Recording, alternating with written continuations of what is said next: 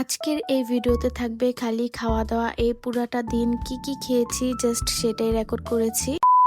তার আগের দিন রাত্রে লেফট ওভার পাস্তা ছিল, সেটাই আমি হালকা চিজ দিয়ে নিয়েছিলাম। আর ব্রেকফাস্টে আমি এই পাস্তাটাই খেয়েছিলাম। এই পাস্তাটাতে অনেকগুলা সসেজ আর মুরগির মাংস অ্যাড করা হয়েছিল, সাথে মাশরুমও ছিল। পাস্তাটা আমি বানিয়েছিলাম, যে কারণে অনেকগুলা মরিচ আর সস অ্যাড করেছিলাম যাতে খেতে একটু ঝাল লাগে। তারপর আম্মু এইদিকে কাঁচা আম কেটে দিয়েছিল, আর এটা একদম টক ছিল, দেখতে মনে হচ্ছিল যে হয়তো মিষ্টি হবে, বাট লবণ দিয়ে তারপর খাচ্ছিলাম। আমটা অনেক বেশি টক ছিল, যে কারণে আমি একটার বেশি আর খাইনি। তারপর সবাই এদিকে মিলে তরমুজ খাচ্ছিল, তো এটা থেকে আমি একটু তরমুজ খাচ্ছিলাম। আর তরমুজটা তেমন একটা মিষ্টি ছিল না, দেখেই বোঝা যাচ্ছিল যে একটু কম মিষ্টি হবে, বাট তারপরও আমি খাচ্ছিলাম কারণ তরমুজটা আমার খেতে মজা লাগে। লাঞ্চটা ফার্স্টেই করেছিলাম, একটা শুটকির ভর্তা ছিল ওইটা দিয়ে, আর তারপর ছিল এইদিকে গরুর মাংস ঝুরা। লাঞ্চ করার পর এইদিকে একটু ঘুমিয়েছিলাম, ঘুম থেকে উঠে বিকালের দিকে এদিকে মুড়ি মাখা খেলাম। এই মুড়ি মাখাটা অনেক বেশি মজা হয়েছিল, কারণ এটা তো অনেক বেশি পেঁয়াজ ধনে পাতা দিয়েছিল।